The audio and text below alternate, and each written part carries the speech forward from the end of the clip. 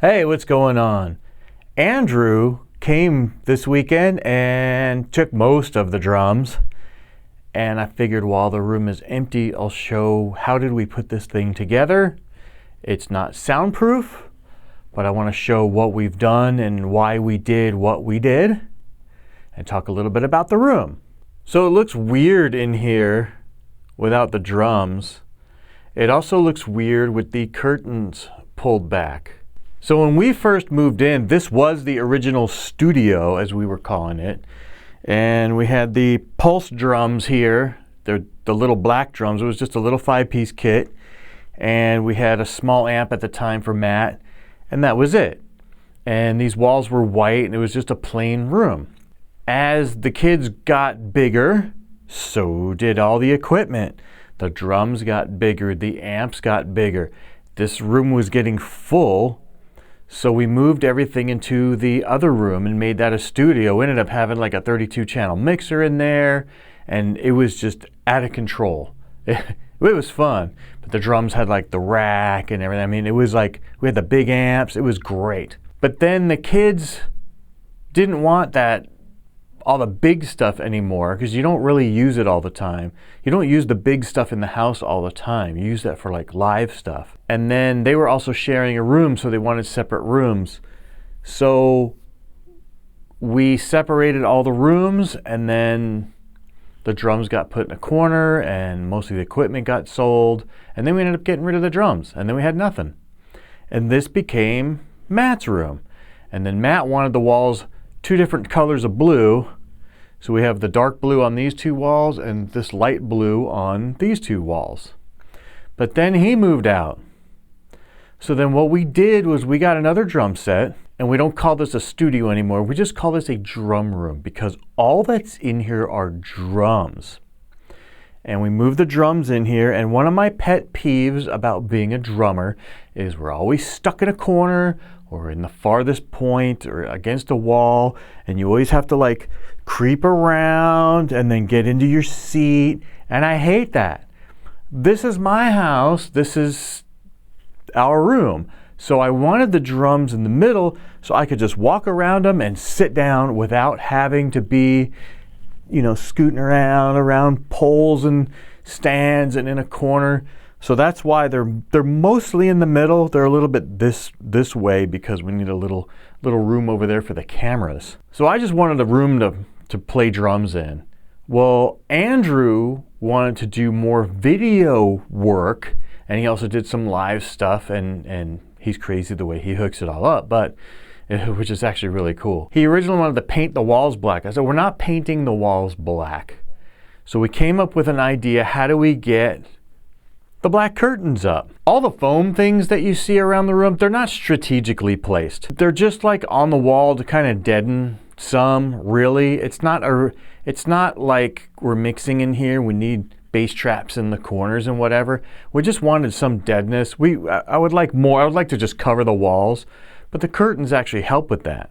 So when Andrew decided he wanted to do video and wanted something in the background, when you see a lot of people's videos, they're in a big studio and you don't see anything in the back. It's just dead.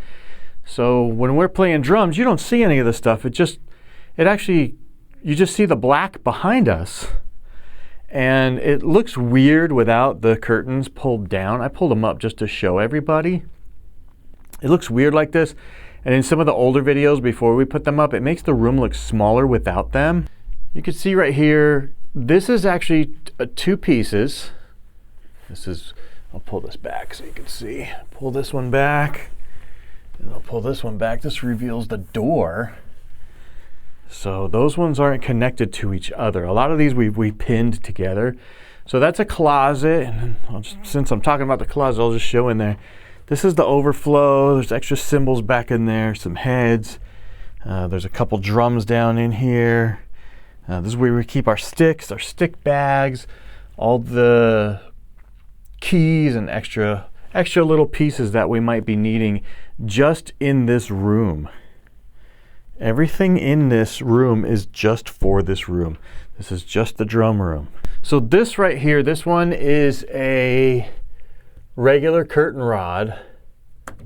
like a standard curtain rod you would have in your house, and it goes all the way from this door to this corner, and it's on these brackets. So in the videos, we close this. We always have that one open to access the door. When we start doing video, we close these. And you can see on that wall, well, you got to make sure they're actually closed so you don't see the wall. And that wall looks pretty good. You don't see this door because the camera's faced this way.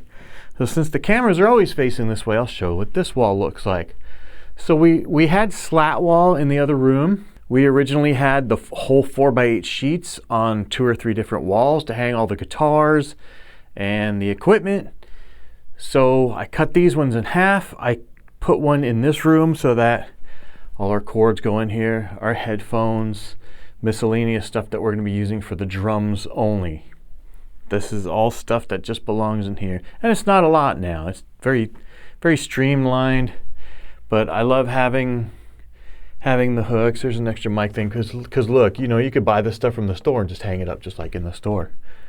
So we left that up there so you don't see this in the videos. These lights, I'll turn this one off so you guys can see, so I can see too. So these are those things you buy from like Lowe's or Home Depot. They're like these clamp lights, and you can see this is a clamp. And this is a shelf bracket. We just simply clamped it onto the bracket and then put these are LEDs. I'm not sure what color they are. And they're white, but I don't know like temperature wise, what color are these? And then there's another one up there, that's a smaller one. And I'm not sure if it's a different color light. So for the lights, we ran these power strips. This is the light plugged in. We just leave them on all the time. And then we just use this to turn them on and off, and it's plugged into there. And same with this side. So we just walk in the room, we hit the switches, and we're ready to go. Turn on your cameras and start rocking. Then of course the ceiling fan. Now when I'm recording, I leave the ceiling fan on low like this. Andrew does not. I can only take so much of the heat. So that's what that side looks like. You guys normally don't see that. That's where we usually put we left this space on purpose for tripods. And we had some microphones over there, but now the bass drum mic actually goes inside of the bass drum, so we don't even need a mic stand over there. This wall right here, this is where the overheads go. And if you watch some of the videos I've been doing, there's a GoPro clamp on it, and a GoPro session goes on there. I don't use the battery, so here's the power cable. It runs down here. All our cables run through these things. We try and get as much black as we can. I would love to turn this into black so you don't see this in the videos. But I usually just hang my headphones on it anyway. And everything runs down there and then that way. The only thing that runs this way is this GoPro cable. Runs into here, and we have an outlet there, and there's an outlet back there, and sometimes I put a jackery in the corner. So what these curtains really are bed sheets. These are flat bed sheets, not fitted. I think these two are either full or twin. I think that's a queen, that's a queen. I think those are fulls. I can't remember what sizes they were. It's been a while. So the reason why we got bed sheets, if you look at a bed sheet, you can see it's got this seam right here. And this is like the top or the bottom on your bed. This is where you'd put the top or the bottom. Well, because we know it's sewn, that's hollow. Like that's empty in there. It's just to make it for looks. So what we did was slice open the side of that seam and then ran the pole right through it. And these are cheap at Walmart. These are like those cheap things at Walmart. And then so that's how we did all the curtains. We just call them curtains. So for this wall though, we ran this fat PVC through them and then put those, they're like closet rod brackets. So that's for the other one. This is like a closet rod bracket and that just sits in there. And the closet rod brackets come with, they're usually 2 different kinds. One's a circle and one's not, like that. That's a full circle, and you put this side in first, but the PVC just sits in there. But because the PVC, it would need to go the whole length. I didn't want to put another bracket. So what we did was these are pinned together, so I can't pull it. I can't pull this one either to show it. I can't show it because they're pinned. So in the middle it'll sag because it's so heavy, and I didn't want to run a bracket on the wall right there. So what we did was we ran the PVC is going across. This is one piece of PVC, that's 2-piece PVC, and then there's a T in the middle, a T like this, so we could run this piece. This is simply just touching the floor, holding this in the center for weight. That's all that does. So I'll pull this back down.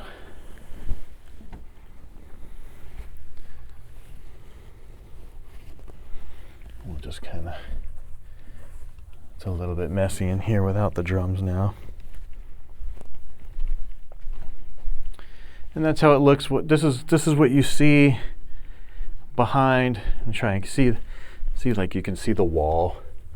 Before we start making a video, we try and make sure all the walls are actually covered, so you don't see anything like you can see the PVC in there, and make sure before we start the cameras up, we cover everything. So I'm standing in the spot where that's the front of the bass drum right there, and the camera will be like somewhere around here, and the drums cover a lot of that. We got the rug so that it kind of makes it more even. But that way it makes the room kind of look bigger in a way, because it's just black in the background is all it is. It's very cool. And I wish the drums were in here to show the chord management. That is not chord management right there. That's called spaghetti. But on my right, we have a Behringer mic line thing. I forget what you call it, but that's an 8-channel.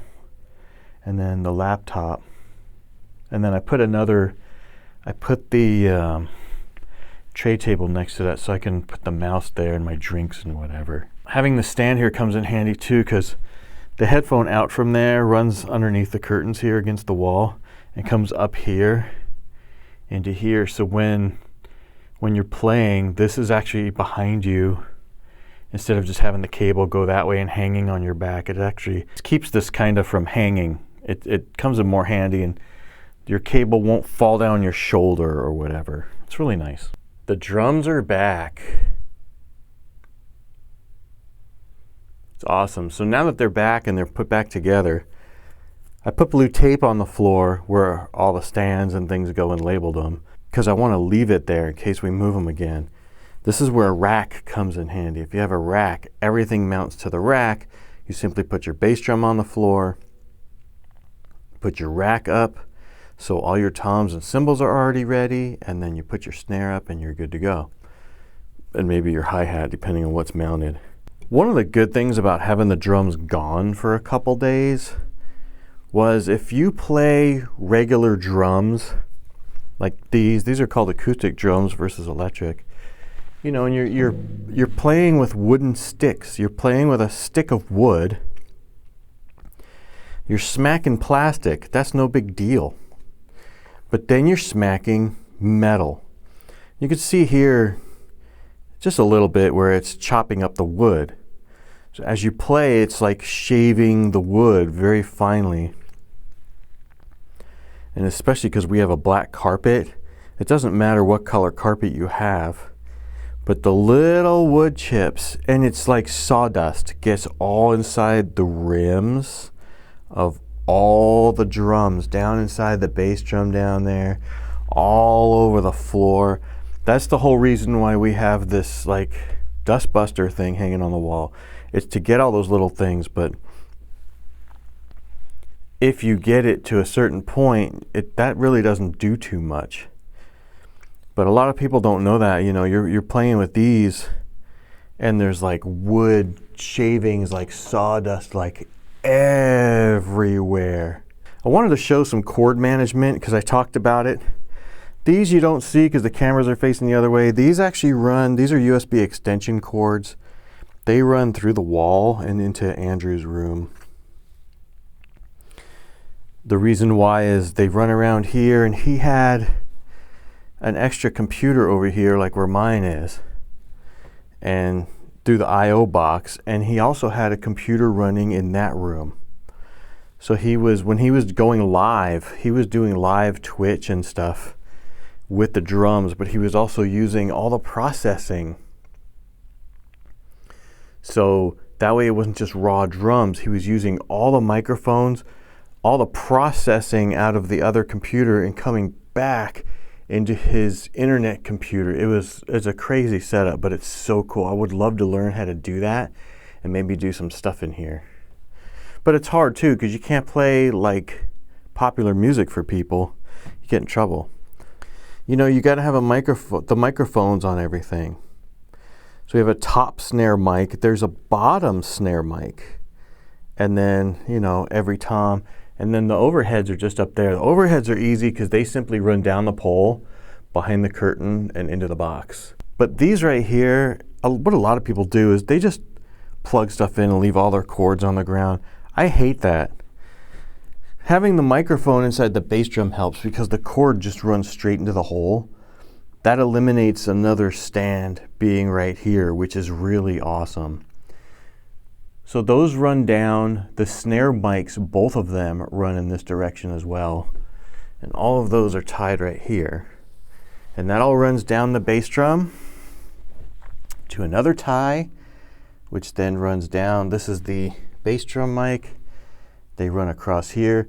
This is the floor tom mic, comes straight down and then ties in with those. And then those come right back to here.